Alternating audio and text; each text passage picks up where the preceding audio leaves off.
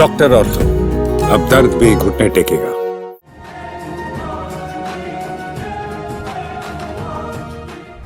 नमस्कार, channel 4 news India पर आपका बहुत बहुत स्वागत है। मैं हूं प्रदीप डबास। दोस्तों, आज की सबसे बड़ी खबर यह है जिसका विश्लेषण होना बेहद ज़रूरी है कि आम आदमी पार्टी और कांग्रेस के बीच गठबंधन नहीं हो पाया है। इसको लेके लगातार कई दिनों से चर्चाएं चल रही थी, बैठकें चल रही थी, दोनों दलों के नेता आपस में मिल रहे थे और सीट शेयरिंग पे बात चल रही थी। लेकिन आखिरकार ये सूचना आई है कि भारतीय जनता पार्टी अब जो है वो इसका फ़ायदा ले सकती है, क्योंकि आम आदमी पार्टी और कांग्रेस अब विधानसभा चुनाव में अलग अलग अपने कैंडिडेट उतारेंगे और ताल ठोकेंगे। इसके अलावा एक दो और बड़ी खबरें हैं जिनको लेके हम चर्चा करेंगे आज के इस शो में। दूसरी बड़ी खबर ये है कि गठबंधन ना होने के बाद आम आदमी पार्टी ने अपने 20 उम्मीदवार मैदान में उतार दिए हैं। और एक और रोचक खबर जो 2-3 दिन पहले हमने भारतीय जनता पार्टी को लेके जिक्र किया था कि महेंद्रगढ़ से एक ऐसे उम्मीदवार हैं जिन्होंने पर्चा भरा और अपनी पार्टी बताई भारतीय जनता पार्टी, लेकिन बीजेपी ने अभी तक वहां से टिकट अनाउंस नहीं किया है। इसी तरह का एक मामला आज पलवल में देखने को मिला, जहां कर्ण सिंह दलाल ने कांग्रेस के उम्मीदवार के तौर पे पर्चा दाखिल कर दिया है। इस पर भी चर्चा करेंगे, लेकिन सबसे महत्वपूर्ण ये है कि आम आदमी पार्टी और कांग्रेस के बीच जो गठबंधन नहीं हुआ है उसका आने वाले विधानसभा चुनाव पर क्या असर पड़ेगा। क्या बीजेपी को इससे लाभ होगा या फिर कांग्रेस को कोई फ़र्क पड़ता ही नहीं है, और इससे आम आदमी पार्टी की ताकत भी हरियाणा में पता चलेगी। हमारे साथ हम सबके प्रिय नवीन धमीजा जी हैं। नवीन जी को आप सब जानते हैं, नवीन जी का विश्लेषण आप लगातार सुनते हैं। नवीन जी, स्वागत है आपका। धन्यवाद डबास जी।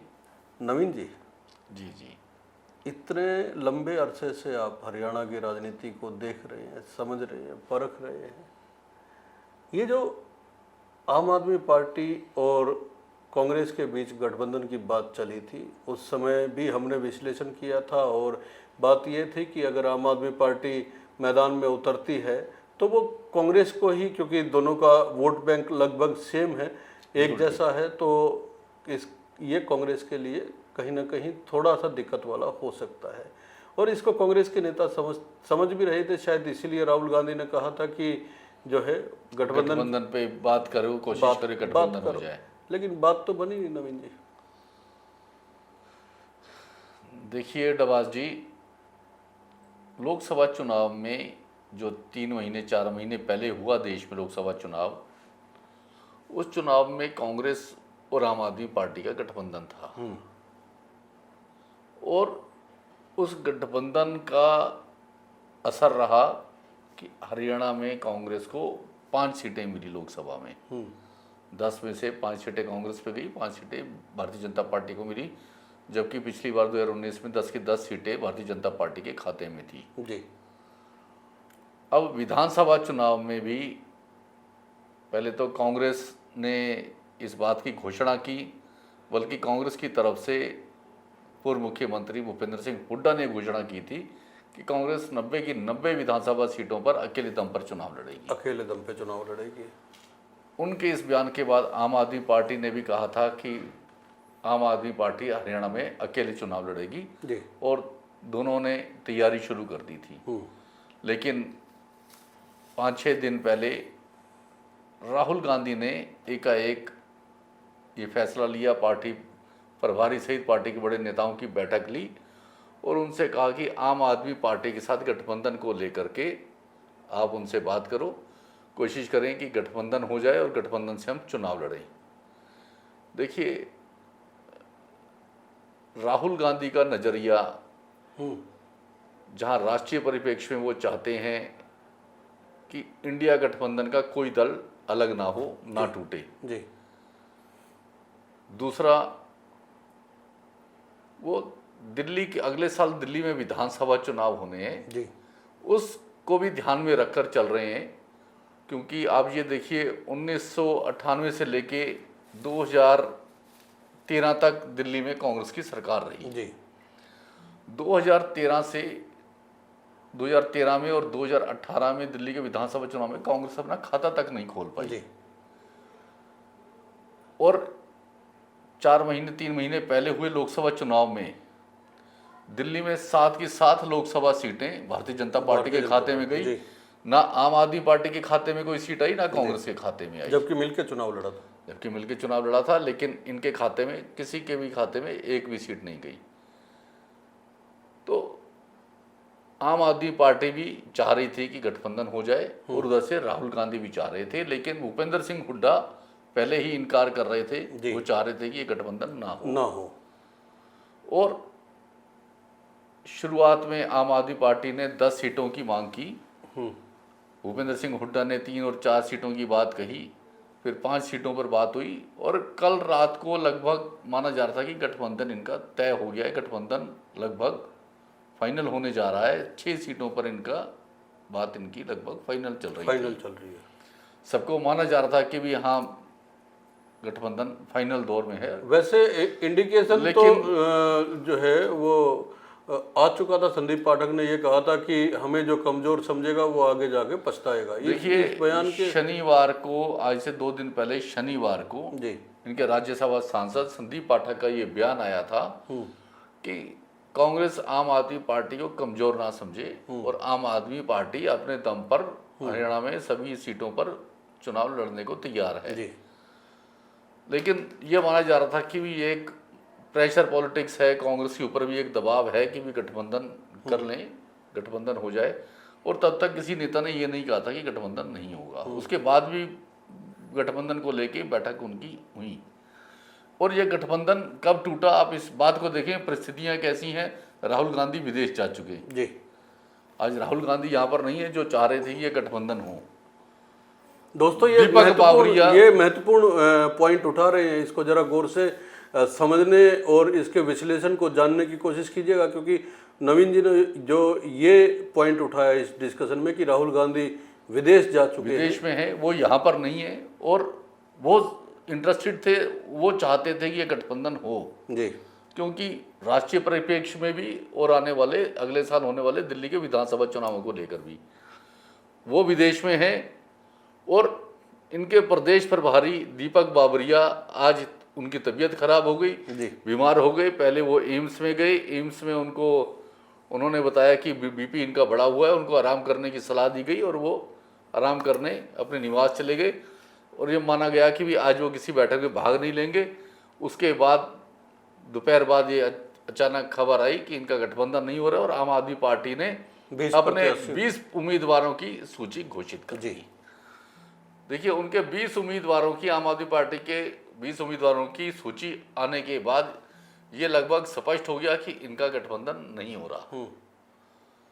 तो आप इन परिस्थितियों को देखिए, किन परिस्थितियों में ये गठबंधन टूटा है और किन परिस्थितियों में शुरू हुआ था। राहुल गांधी चाहते थे, लेकिन भूपेंद्र सिंह हुड्डा तब भी नहीं चाहते।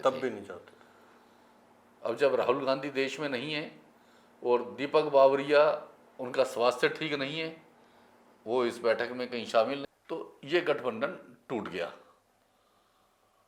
गठबंधन टूटने से निश्चित तौर से इसका फायदा भारतीय जनता पार्टी को मिलेगा। यही मेरा अगला सवाल था कि अगर गठबंधन नहीं हुआ है तो इसका लाभ किसे होगा, इसका नुकसान कैसे हो सकता है कांग्रेस पार्टी को? देखिए डबास जी, कांग्रेस और आम आदमी पार्टी का वोट बैंक लगभग वही है, मुस्लिम और दलित वोट। जी। मुस्लिम वोट, दलित वोट आम आदमी पार्टी का वोट बैंक है और यही वोट बैंक कांग्रेस का भी है। जी। भाई, हरियाणा में बेशक आम आदमी पार्टी मजबूत नहीं है, ये बात सभी जानते हैं, आम आदमी पार्टी भी जानती है और दूसरे दल भी जानते हैं। लेकिन आम आदमी पार्टी के उम्मीदवार चुनाव मैदान में खड़े होंगे तो भले ही वो 2000 वोट लें, 3000 लें, 5000 लें या कोई 10,000 वोट ले, वो नुकसान सीधा सीधा कांग्रेस को होगा और भारतीय जनता पार्टी को उसका फायदा मिलेगा। अब ये देखिए, लोकसभा चुनाव में गठबंधन के दौरान हरियाणा में एक सीट आम आदमी पार्टी को दी गई थी, कुरुक्षेत्र की। सुशील गुप्ता वहां से चुनाव लड़े थे, हालांकि वो बहुत थोड़े मार्जिन से चुनाव हार गए थे, लेकिन उस चुनाव में आप खास बात देखिए, 4 विधानसभा क्षेत्रों से उन्होंने लीड ली थी। हाँ, 4 असेंबली सेगमेंट से देखिए, उन्होंने गुलाचिका पिहोवा से उन्होंने ली थी लीड, शाहबाद और कलायत, इन 4 विधानसभा सीटों से उन्होंने लीड ली थी। और इन 4 विधानसभा सीटों से माना जा रहा था कि आम आदमी पार्टी के खाते में जा सकती हैं, गठबंधन होता है तो। और कलायत से देखिए अब जो लिस्ट आई है, अनुराग ढांडा को उतारा। अनुराग ढांडा को उन्होंने चुनाव मैदान में उतारा है।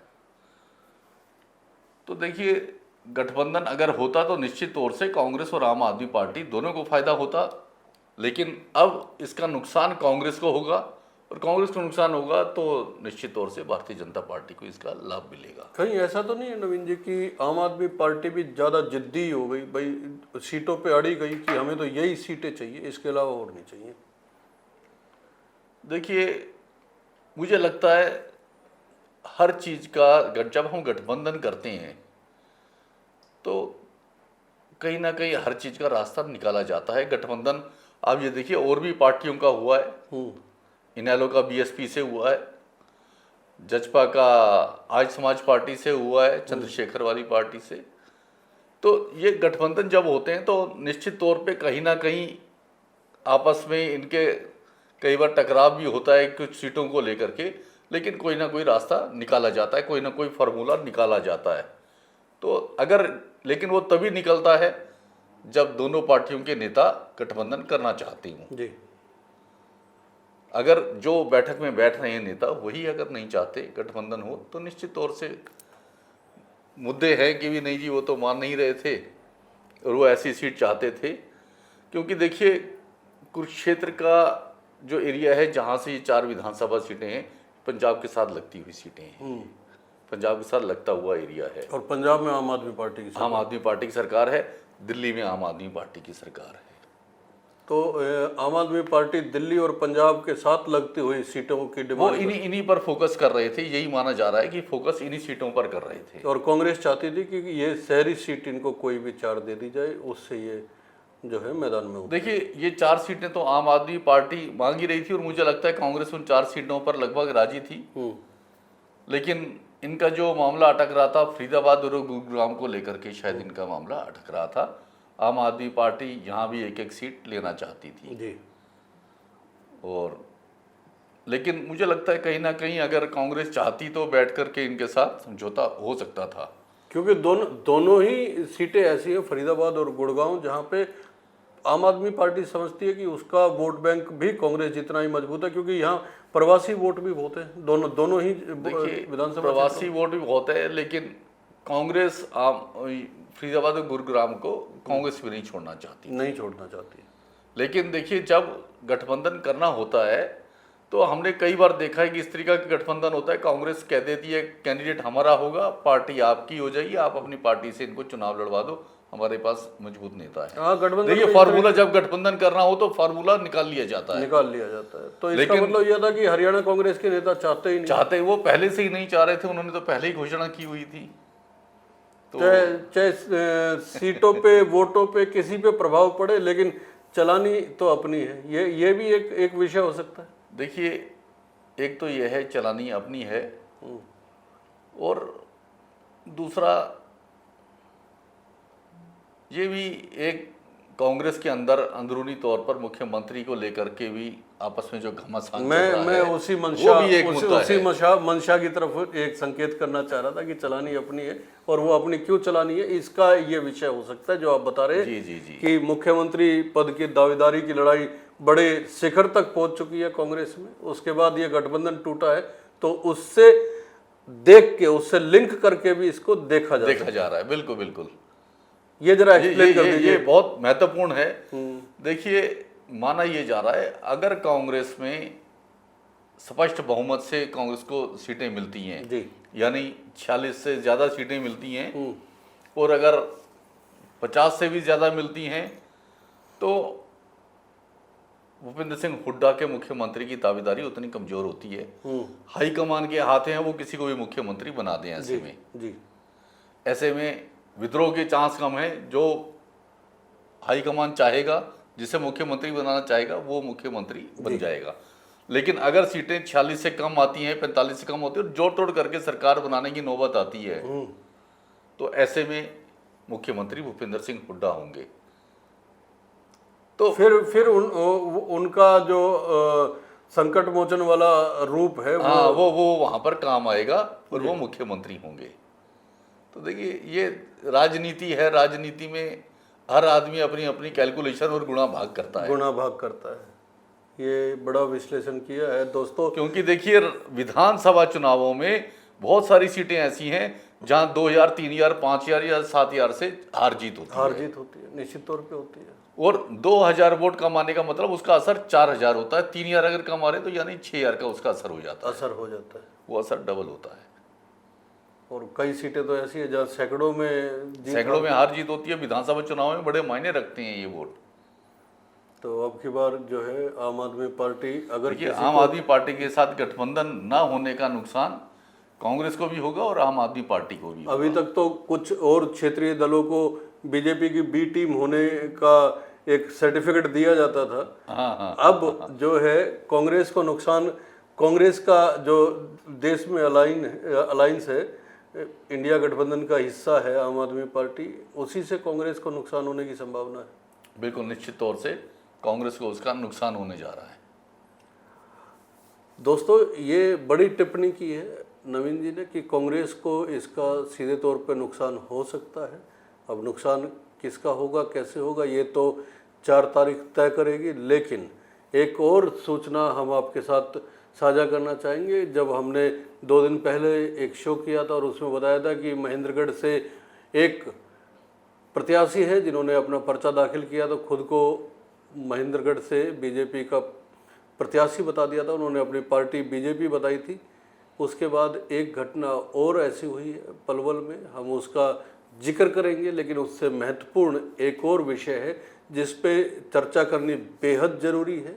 एक बार फिर से राव इंद्रजीत सिंह कुछ बोल गए हैं और वो बोला हुआ इतना महत्वपूर्ण है कि अगर आज उसे इग्नोर कर दिया जाए तो फिर न्याय नहीं होगा विधानसभा चुनाव के आज की खबरों के विश्लेषण को लेके।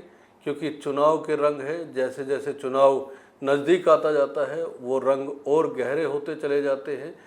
हर बयान का, हर स्टेटमेंट का अपना मायने होता है। और आज राव इंद्रजीत सिंह ने फिर से कह दिया है कि लोग चाहते हैं कि मैं मुख्यमंत्री बनूं। उन्होंने लोगों के माध्यम से एक बार फिर से मुख्यमंत्री की ताल ठोक दी है। हालांकि साथ में उन्होंने राइडर भी लगाया कि हालांकि मुख्यमंत्री पद के सिंह सैनी की अध्यक्षता में चुनाव हो रहे हैं, उनके चेहरे पे चुनाव हो रहे हैं। लेकिन पार्टी हाईकमान उनको मुख्यमंत्री के रूप में आगे घोषित कर चुकी है। लेकिन लोग चाहते हैं कि मैं मुख्यमंत्री। वो कौन लोग हैं नवीन जी जिनका बार बार राव इंद्रजीत सिंह जो है रेफरेंस दे के और आला कमान को एक मैसेज देना चाहते हैं? क्या मैसेज देना चाहते हैं? पहले तो यही देखिए डबास जी, राजनीति में कोई भी नेता जब पार्टी हाईकमान को कोई मैसेज देना चाहता है या कोई डिसीजन लेना चाहता है, किसी पार्टी को छोड़ना चाहता है, पार्टी में बगावत करना चाहता है, कोई इंडिपेंडेंट चुनाव पार्टी के खिलाफ लड़ना चाहता है, तो वो यही कहता है मेरे समर्थक ये चाहते हैं, भाई मेरे कार्यकर्ता ये चाहते हैं, उनका ये डिसीजन है और उनके आगे मैं बेबस हूँ। फिर तो उन कार्यकर्ताओं से पंचायतें करवाई जाएं, उन कार्यकर्ताओं को सामने लेके अपने ही लोगों से पंचायतें करवाई जाती हैं, अपने लोगों को बीच में बिठा दिया जाता है। उन्हें पहले ही पता होता है कि भाई कौन क्या बोलेगा, तो उन्हीं को बोलने का मौका दिया जाता है कि वो बोलेंगे। ये सारे प्री प्लान होते हैं राजनीति में। तो इच्छाएं बड़ी प्रबल है राव इंद्रजीत की। देखिए लोकसभा चुनाव के बाद से ही उन्होंने पार्टी के खिलाफ एक तरफ से प्रेशर बनाने की कोशिश की। वो जब उनको राज्य मंत्री बनाया गया तभी वो पार्टी से नाराज नजर आए और उन्होंने अपने समर्थकों की बैठक बुलाकर उसमें बीजेपी पर इनडायरेक्ट तलखी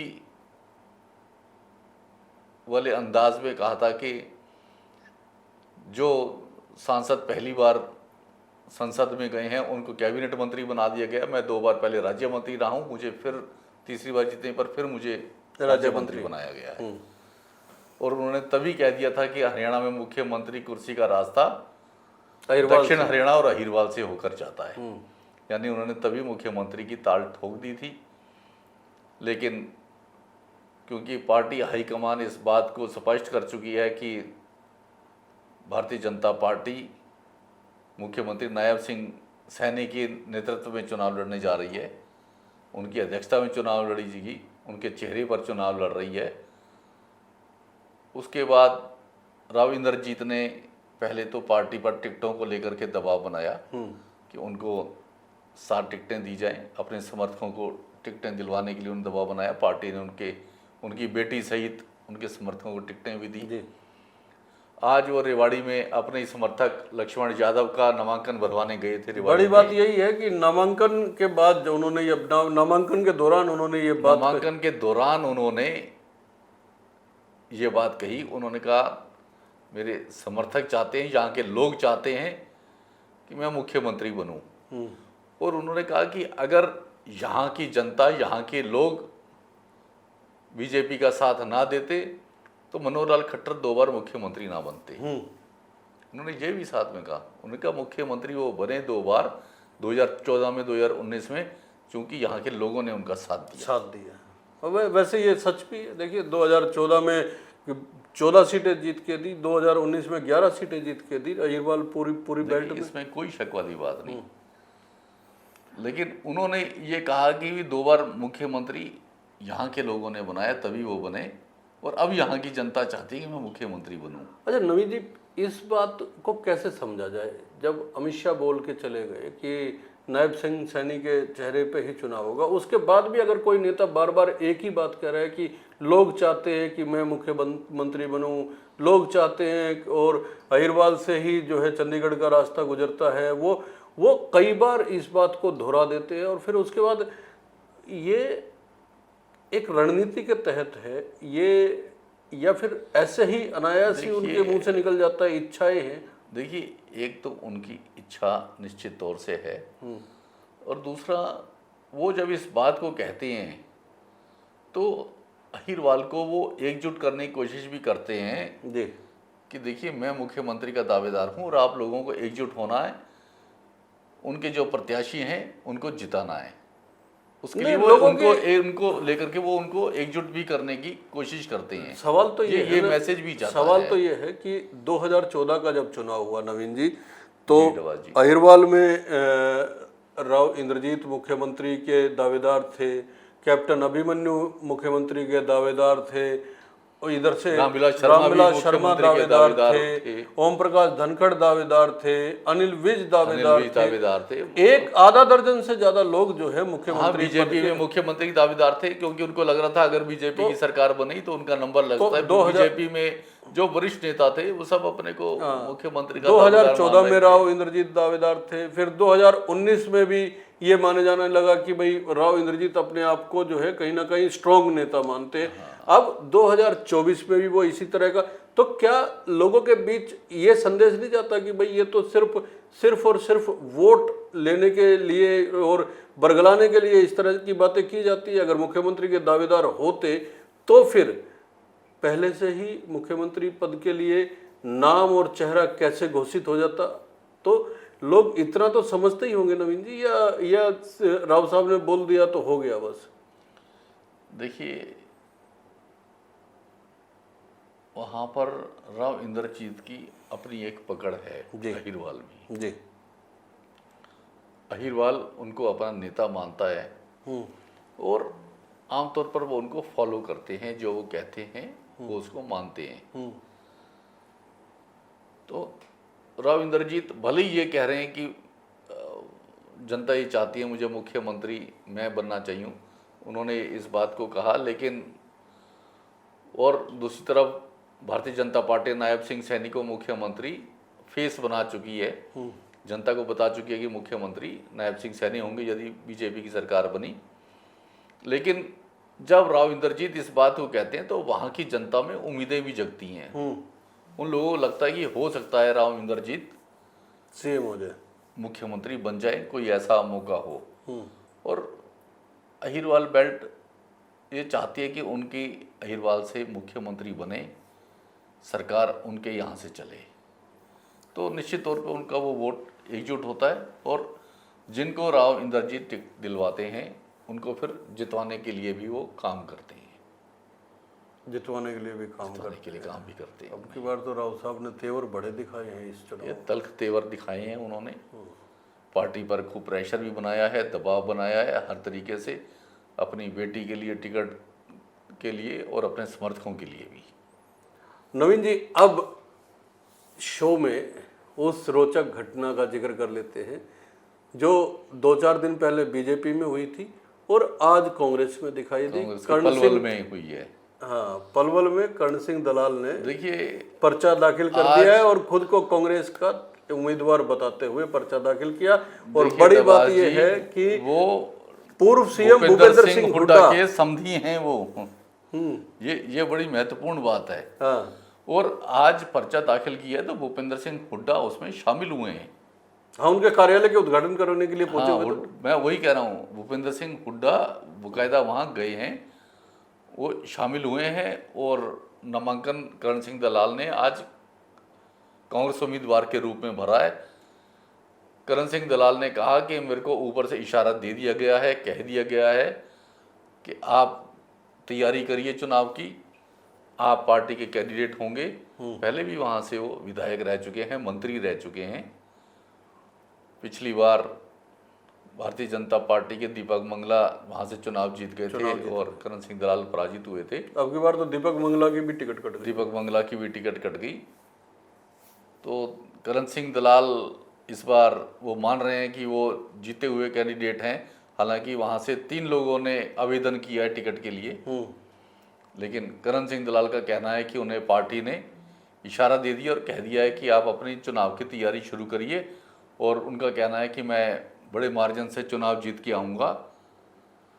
और बाकायदा जब उन्होंने नामांकन भरा तो उन्हें कहा गया कि 12 तारीख चुनाव नामांकन भरने की आखिरी तारीख है, तब तक आप जो पार्टी की तरफ से औपचारिकता वाला फॉर्म होता है वो फॉर्म जमा करा दें। अब नवीन जी, हमने परसों जब बीजेपी की तरफ से पर्चा दाखिल करने वाले जो शख्स थे उनको लेके बात की तो हमने 2 शब्दों का इस्तेमाल किया था। एक जो है वो बगावत और दूसरा जो है अनुशासनहीनता।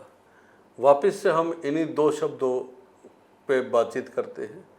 ये बगावत के सुर तो देखिए, जब लोकसभा चुनाव में कर्ण सिंह की टिकट कटी थी दलाल की तो उस समय उन्होंने तब तो उन्होंने बगावती तेवर दिखाए थे। हाँ, तो बगावती तेवर दिखाए थे। अब इसको क्या नाम देंगे? देखिए, लोकसभा चुनाव में तो उन्होंने टिकट ना मिलने पर बड़ी पंचायत करके, महापंचायत करके उसमें बगावती तेवर दिखाए थे। उन्होंने कहा था कि या तो टिकट बदल दे, नहीं तो इसके परिणाम जब आएंगे तो परिणाम कांग्रेस को भुगतने होंगे।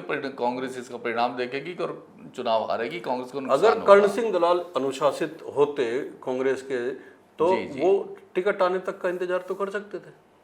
नहीं, टिकट तो कांग्रेस ने डिक्लेयर कर दी। अच्छा, अब विधानसभा चुनाव, देखिए निश्चित तौर से सभी कैंडिडेट्स को और बाकी कैंडिडेट हरियाणा में टिकट का इंतजार कर भी रहे हैं। अभी तक कांग्रेस ने 41 टिकटें घोषित की हैं, 41 उम्मीदवारों के नाम घोषित किए हैं। उनमें भी सभी ने अभी नामांकन नहीं भरा है, लेकिन जिनके नाम अभी घोषित नहीं हुए हैं उनमें से कर्ण सिंह दलाल के अलावा किसी ने भी नामांकन नहीं भरा है। तो निश्चित तौर से पार्टी के नाते उन्हें इंतज़ार करना चाहिए था, लेकिन वो जिस तरीके से ओवर कॉन्फिडेंट हैं और फिर भूपेंद्र सिंह हुड्डा की मौजूदगी, ये उनके समधी होना, उनकी मौजूदगी वहाँ पर इस बात को दर्शाती है कि कर्ण सिंह दलाल वहाँ के उम्मीदवार हो सकते हैं। हालांकि औपचारिकता पूरी होनी है अभी। ये सवाल तो यही है कि औपचारिकता पूरी होने तक रुका जा सकता है। रुकना चाहिए था बाकायदा जी, क्योंकि पार्टी के बाकी भी नेता हैं और पार्टी के अंदर एक डिसिप्लिन होता है। इस तरह तो निरंकुशता फैल जाएगी, कोई भी जाएगा नामांकन दाखिल कर देगा। मानना चाहिए था उसको, इसमें कोई शक वाली बात नहीं। दोस्तों, मानना चाहिए था या नहीं मानना चाहिए था, कर्ण सिंह दलाल ने अपना नामांकन नाम घोषित होने से पहले ही कर दिया। इसको लेके आप क्या सोचते हैं, समझते हैं? अपनी राय जरूर दीजिएगा, क्योंकि आपकी राय, आपकी टिप्पणियां, आपके कमेंट जब हमारे पास आते हैं तो हमारा भी हौसला बढ़ता है। ये शो आपको कैसा लगा कमेंट करके बताइए। अच्छा लगे तो लाइक कीजिए, शेयर कीजिए। आप जब शेयर करते हैं तो हमारा हौसला बढ़ता है। नवीन जी धन्यवाद। धन्यवाद अब्बास जी। धन्यवाद दोस्त। नमस्कार।